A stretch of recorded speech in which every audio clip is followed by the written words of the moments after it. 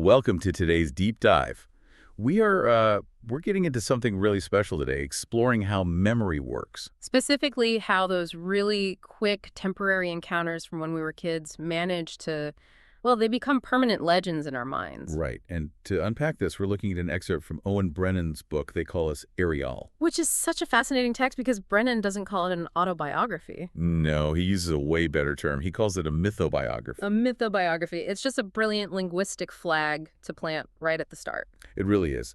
And the specific excerpt we are looking at has this amazing, almost Dickensian title. It's called The Declapping of Charles Vevel, a moral fable for the folly of children. That title alone tells you exactly the tone we're dealing with. Oh, absolutely. But going back to that term, mythobiography, I mean, what is he actually signaling to the reader there? He's signaling a total departure from strict objective history. He's saying, look, when we remember our youth, the hard facts, the dates, the exact sequences, those are secondary. Right, because the emotional truth is what actually sticks. Exactly. The emotional resonance is the point. By fusing myth with biography, he's acknowledging that a child's brain naturally elevates the mundane into the mythical. It's how an ordinary summer holiday suddenly feels like an epic saga. Yes. And the mission of this deep dive is to investigate exactly how that happens. How do brief acquaintances become these towering fixtures in our internal narratives? And what grounds this whole concept for me right away is the sensory language Brennan uses. He doesn't say, in July of 1994, he says, once upon a silver mint summer. Oh, that phrase. It's so good. It bypasses the analytical brain completely and hits you right in the olfactory senses. You can feel the coolness or sharpness of that specific memory. It's a highly curated, nostalgic atmosphere. Yeah. And into this perfect silver mint atmosphere arrives this boy, Charles. And Brennan introduces him so economically. Charles shows up with just a suitcase. And a very specific demeanor. Right. He says Charles has a softness not yet scratched by the Brennan brand of mischief. The juxtaposition there is doing a tremendous amount of heavy lifting. How so? Well, you have Charles, who is unspoiled and soft, and he's immediately placed on a collision course with this Brennan brand of mischief. Which sounds terrifying, honestly. It does. It implies this insular, chaotic, maybe slightly feral family dynamic. They operate on a highly specific frequency. And Charles does not know the frequency. Not at all. He's stepping into an ecosystem where the rules of engagement are totally foreign to him. He is the perfect catalyst for everything that happens next. But the reason he's stepping into this ecosystem is really touching. It brings up this profound theme about temporary care and fostering. It really does. Because Brennan strips away all that clinical vocabulary. There's no talk of state agencies or institutional hosting. No, he attributes Charles's presence entirely to the narrator's mother. He says she had a heart too big to beat for only one family. I mean, what a line. It's beautiful. He distills the act of taking in a child to this very fundamental truth. He writes that kindness sometimes needs a spare bed and a borrowed laugh. A borrowed laugh. That phrase just stopped me in my tracks. It's a masterful sociological observation, isn't it? Reframing fostering through the lens of a borrowed laugh. Because it's not just about the physical stuff. Exactly. It suggests that care isn't just about providing the spare bed or the meals. It's about granting access to the intangible warmth of a family. The inside jokes, the culture of the house. Right. It's an invitation to participate in their specific joy. And Charles actually does a pretty good job integrating it first. The narrator says he fit in like a fresh verse in an old tune. That musical metaphor is perfect. He doesn't disrupt the melody of the household, he just adds to it. But there is a really important qualifier the text gives us. That he was just mad enough. Yes, just mad enough, but not quite as mad as the rest of them. Which is a subtle distinction, but it's the most vital one in the story. Right, because he has the spark to hang out with them, but he doesn't speak their specific language of chaos yet. And that leaves him incredibly vulnerable. Which brings us to the holiday. The family packs up, Charles in tow, and they head to Meenaward for a week. And Brennan makes sure to point out Charles's anticipation. He says they had his eagerness at 90. Eagerness at 90. I love that. It perfectly sets the stage for how children elevate totally mundane things into pure spectacle. Which leads us directly to the magic van. The magic van on a Wednesday. To any rational adult, this is just a delivery truck on a rural route. Just a mobile grocery shop. Right. But through this mythobiographical lens, it's a traveling bazaar. It is magic. The imagery Brennan uses to describe the inventory is so deadpan. He lists potatoes beside cimets, which for those who don't know are vests. Potatoes next to underwear. Exactly. Potatoes, cimmets, soup tins, and chocolate stacked like treasure. It completely dissolves adult hierarchies of commerce. It's a perfect encapsulation of how a child views the transactional world. The distinction between a root vegetable and luxury chocolate just doesn't exist. The potatoes are elevated just by being near the chocolate. Precisely. It's a chaotic cornucopia. It defies logic, which makes it inherently magical.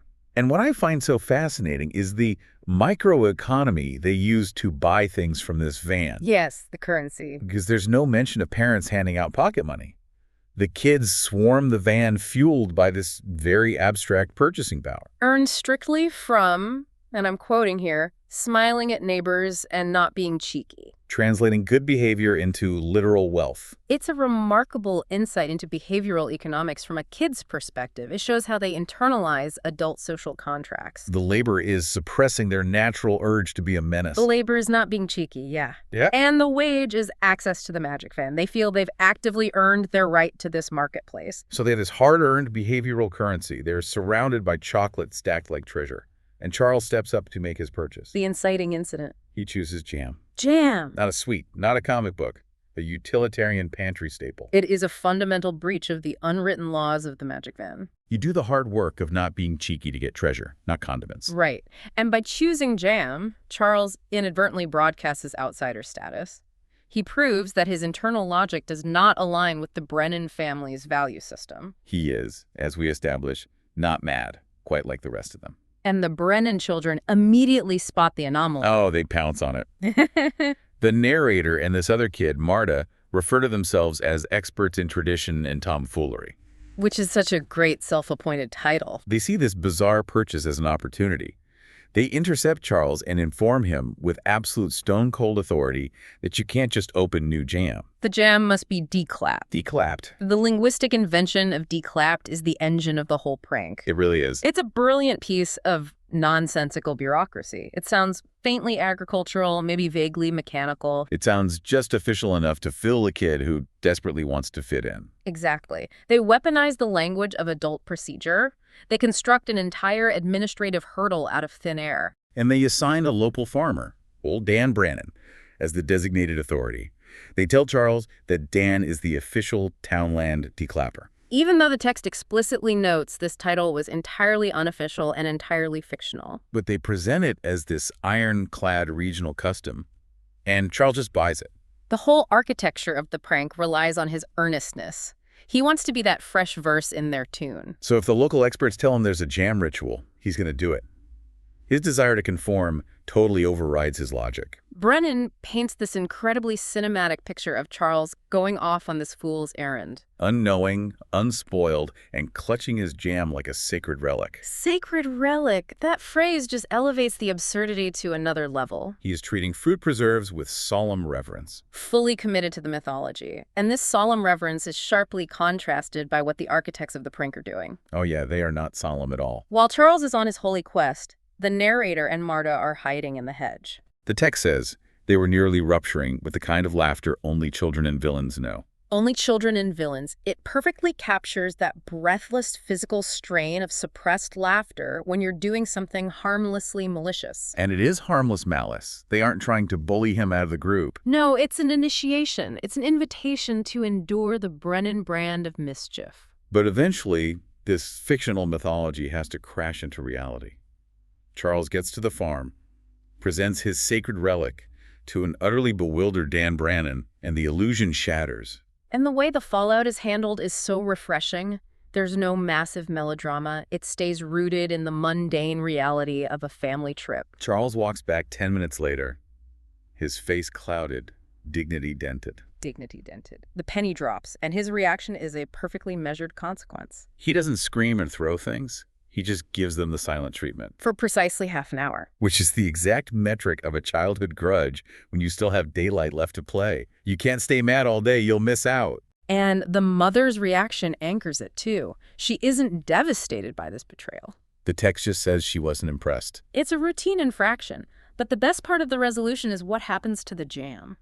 Brennan writes, but the jam, it remained undeclapped and delicious. That detail is crucial. The The prank dented his dignity, but it didn't ruin the simple joy of his purchase. The jam survived the bureaucracy. It did. And, if the text ended right there, it would just be a funny, well-observed anecdote about kids. But Brennan shifts gears entirely here.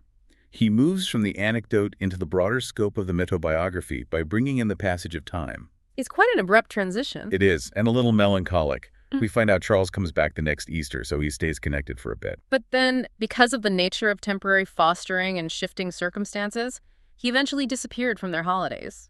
And Brennan bridges that huge gap with just 3 words. And years passed. That time jump mimics how human memory actually works. We hold on to these highly saturated, detailed periods like the Wednesday the van arrived. Yay. And then we have these vast, undocumented voids. Charles ceases to be a physical presence and becomes a character preserved in the amber of that silver mint summer. Which sets the stage for this incredible emotional climax. After all these undocumented years, they run into each other. The setting for this reunion is critical. It's the Grand Opera House in Belfast, right after a pantomime. It's a theatrical space, a place of illusion and performance.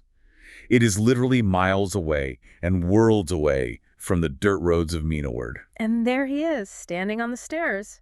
Charles. Brennan's description here is breathtaking. He says Charles was framed by velvet and memory. It's a stunning image. It operates on 2 levels simultaneously. Physically, he's surrounded by the red velvet of an opera house. Sure. But metaphorically, he's framed by the narrator's nostalgia. The narrator isn't just looking at a young guy on some stairs. No, they are looking at the living embodiment of the magic van, the undeclapped jam, that whole era of their youth. He's a mythic figure stepping back into reality for a second. And Charles's reaction is just a masterclass in subtlety. He just offers a half smile. He acknowledges their shared history, but he doesn't try to force it back to life. And then he delivers this one lingering line. Tell your mammy to take me out again sometime. It's so layered. It really is. First of all, it explicitly honors the mother's kindness, her heart that was too big for one family.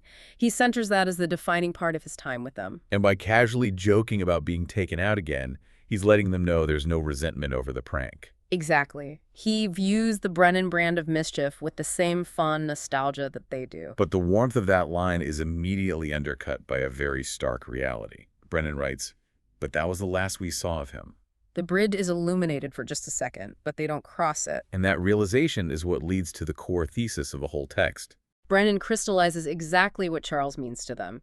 He calls him the boy who came, was known, and returned. Not once, not always, but enough to be remembered. Enough to be remembered. That is the philosophical core right there. It challenges this assumption we have that only permanent, lifelong fixtures hold narrative weight in our lives. It completely validates the impact of temporary connections. Charles was a transient figure. A summer, an Easter, one absurd prank about condiments. But the specificity of those moments etched him permanently into their lore. He became an archetype. Which is why the mythobiography concept is so compelling. We are all essentially the curators of our own personal mythologies. We take these fleeting characters who pass through our orbits for a single season, and we elevate them. We assign them legendary status based on one weird idiosyncrasy, like buying jam from a treasure van. Or a single shared vulnerability. And this brings the focus directly onto you, the listener. Because immersing yourself in this fable forces you to take a quiet inventory of your own history. It prompts you to find the Charles figures in your own timeline. Think about the people who occupied your space for a remarkably brief window. Maybe it was a few weeks at a summer job. Or a neighbor who lived next door for just 1 year. Or a kid you hung out with on one chaotic family trip. You probably have no idea where they are now. You don't have their number. They're completely divorced from your current reality. But if someone mentions a specific year, or a certain smell, or a bizarre inside joke, their image instantly materializes. They left an indelible mark not because the relationship lasted decades, but because of the density of that shared experience. Their brief presence contributed a fresh verse to your tune. It's a powerful reminder to value the people passing through your life right now. Because even brief encounters might be quietly cementing themselves into your permanent memory. But taking that a step further, and this is where it gets really wild, the text invites this fascinating inversion of perspective. We spent this entire deep dive analyzing how the Brennan family remembers Charles, right? We viewed him as a subject in their story. But if you apply that framework externally, You have to confront your own footprint in the memories of other people. It fundamentally shifts how you view your casual interactions. Exactly. Because somewhere out there, existing entirely independent of your own self-perception, you are a character in someone else's mythobiography. You are the fleeting acquaintance from a decade ago. The one whose strange habit, or sudden kindness, or participation in a harmless prank has been elevated to legendary status. You are in a story they still tell at dinner parties. You might be the faintly remembered catalyst for someone else's big realization. Or the recipient of a borrowed laugh that defined a whole season of their life. You are, unequivocally, the Charles in someone else's Silverman summer. Framed by velvet and memory in a mind you haven't even considered in years. That is a staggering realization to sit with. You are an unwitting legend in a narrative you don't even know is being told. It really puts things in perspective. It does. Thank you for joining us on this deep dive into Owen Brennan's The Declapping of Charles. We hope it has provided a new framework for examining your own personal histories and the fleeting encounters that shape them. Keep interrogating those old memories. We will be here next time to dive into another stack of sources. Take care.